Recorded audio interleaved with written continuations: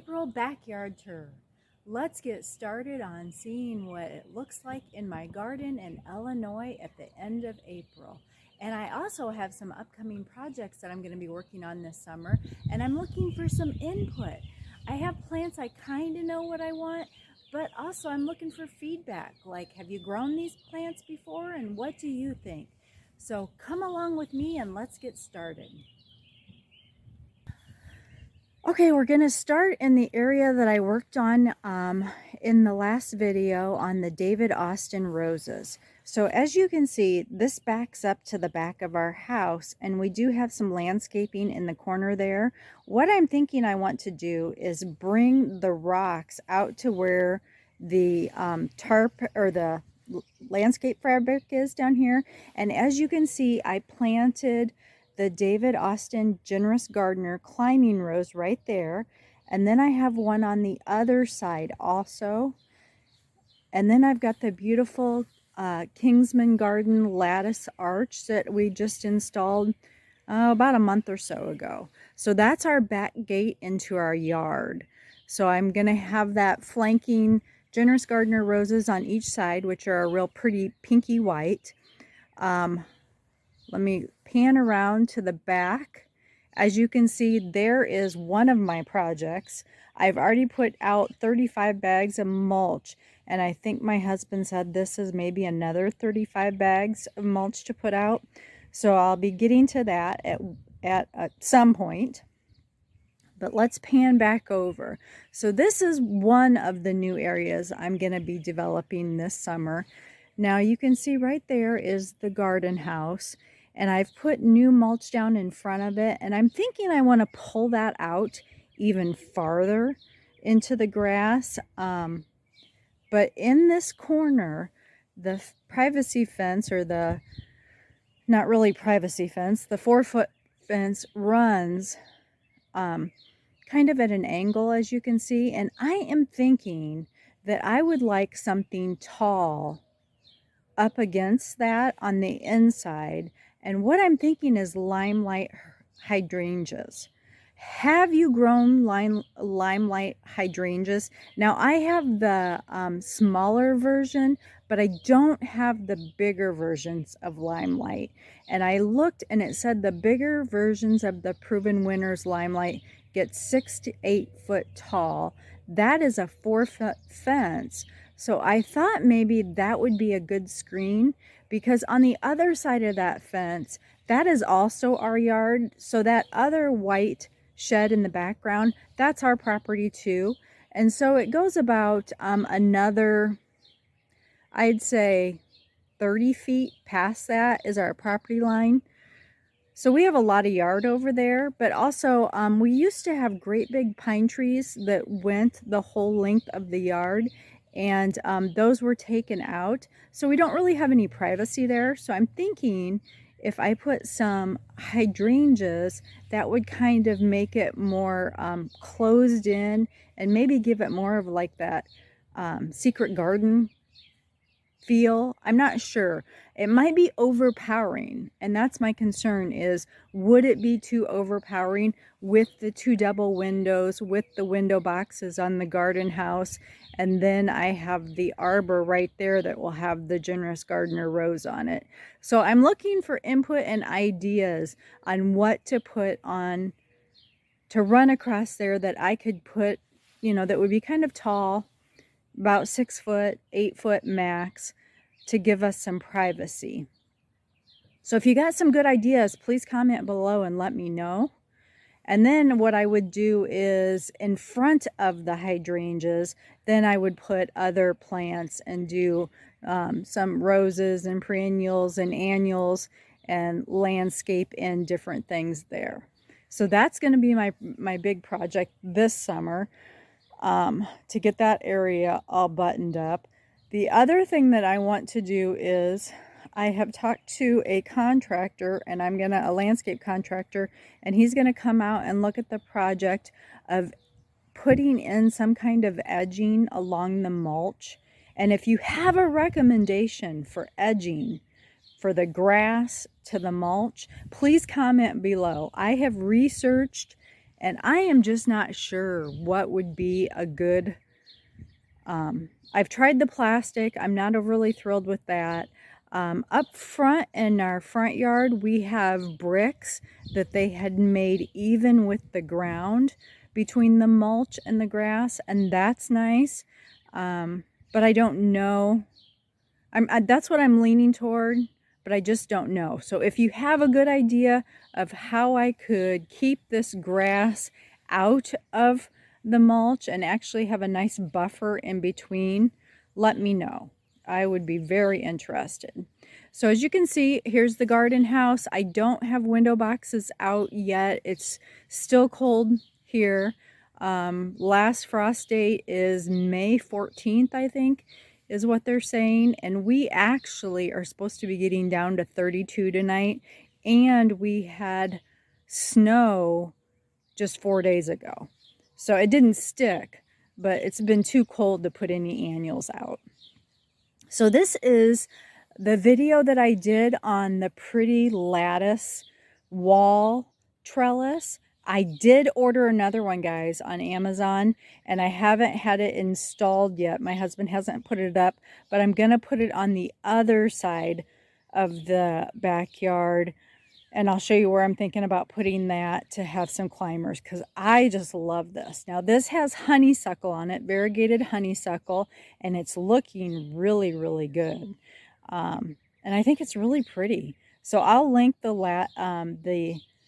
wall-mounted trellis below from Amazon.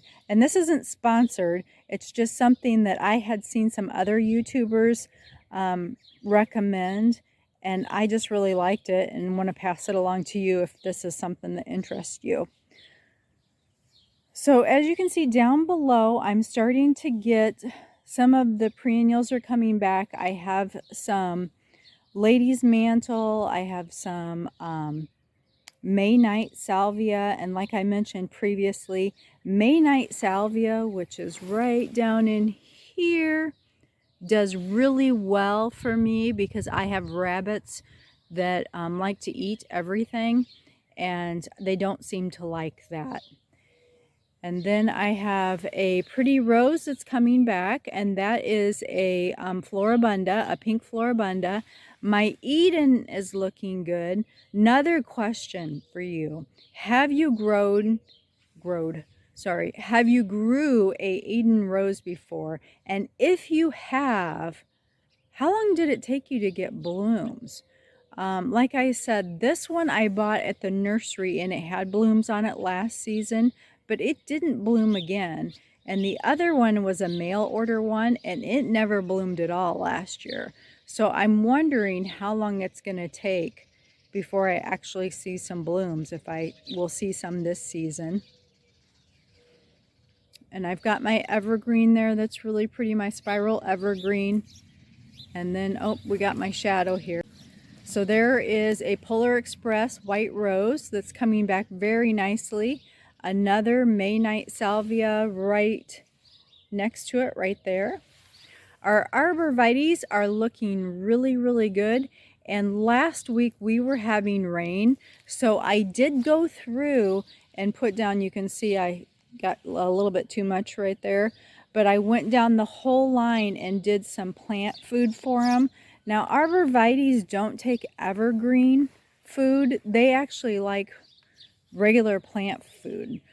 And there's the double knockout red. It is looking really good. It's a the double bloom.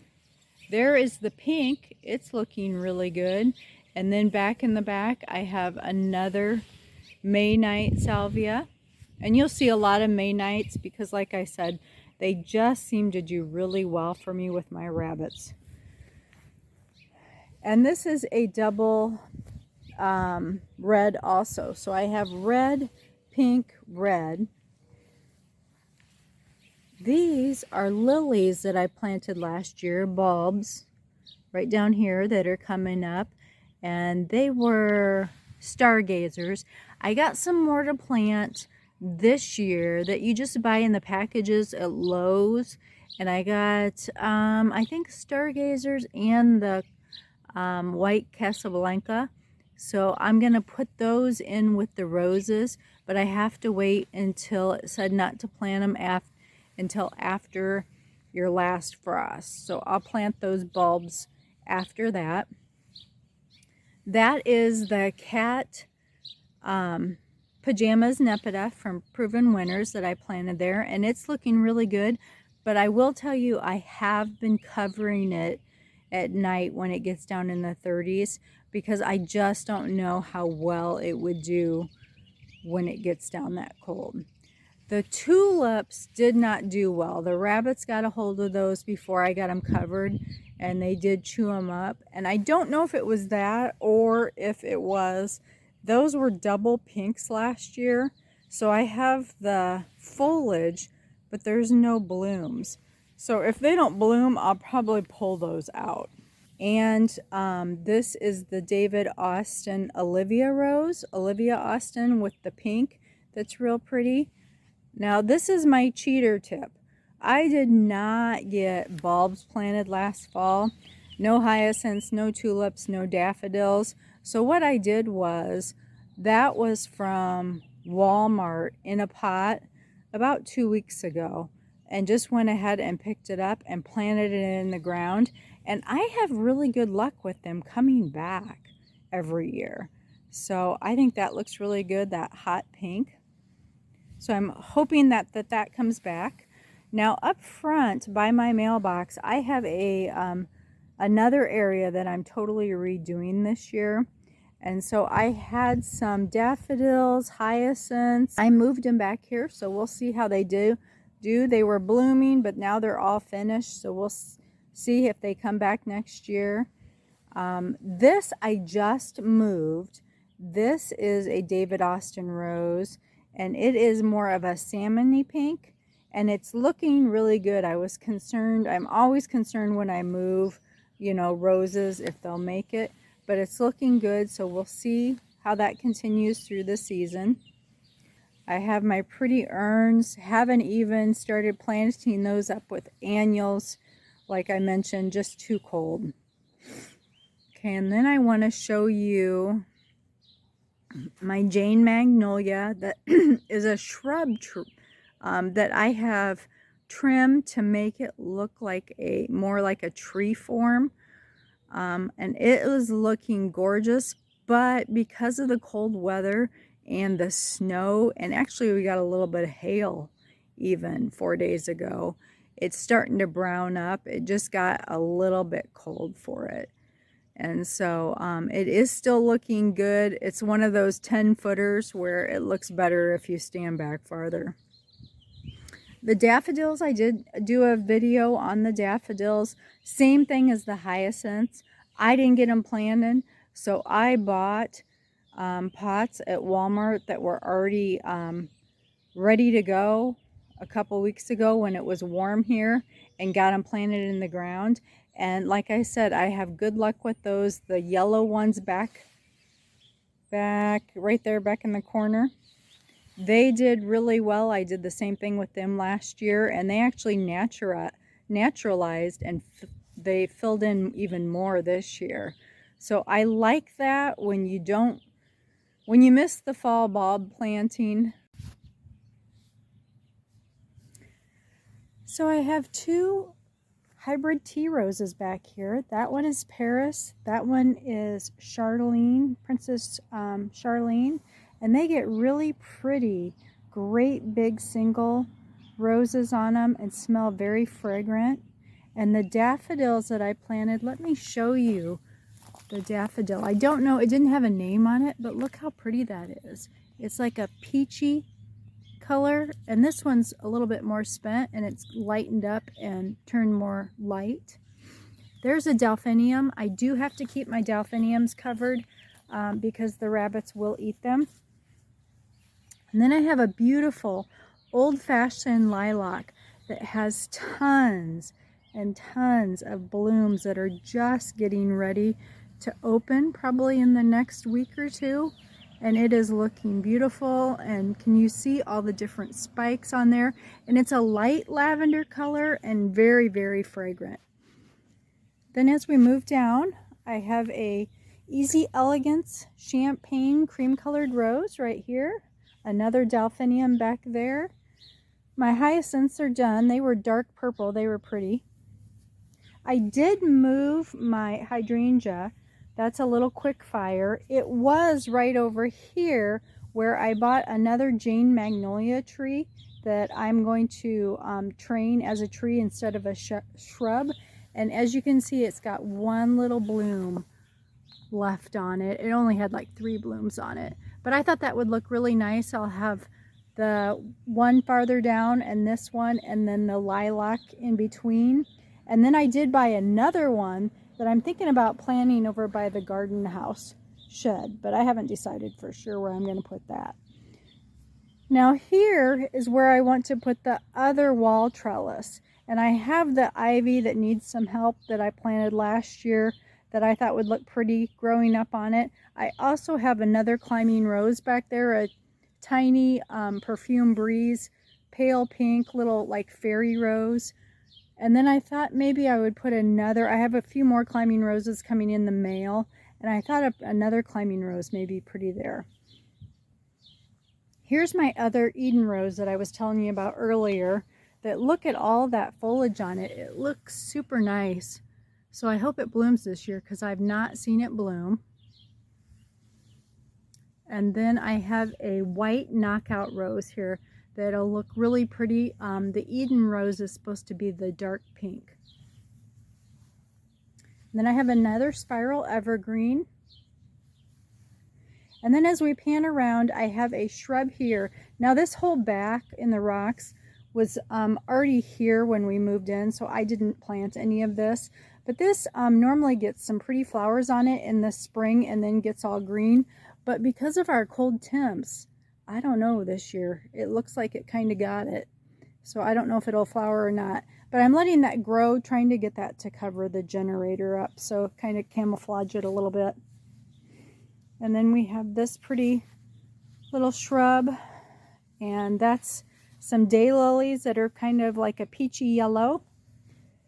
I got my hose link that I just absolutely love. I bought 2 of them last year and put them away for winter. This one I pulled back out and it was not retracting right in the last couple weeks. And so I contacted HoseLink and they were on it, guys. They sent me a brand new one. I am really impressed with that company. Not sponsored, but I am letting you know if you haven't tried a HoseLink, you might want one. More hostas here. I have a lot of hostas on the north side of the garage, but this is a shady spot here. Daylily back there. Now these are the clematis. They're both dark purple. And in my last video on the David Austin roses, down here you can see that little twig, 2 little twigs. That is the Princess Alexandra of Kent, which is the hot pink fuchsia shrub rose that gets 5 foot by 4 foot. So I thought that would look really pretty in between the 2 clematis.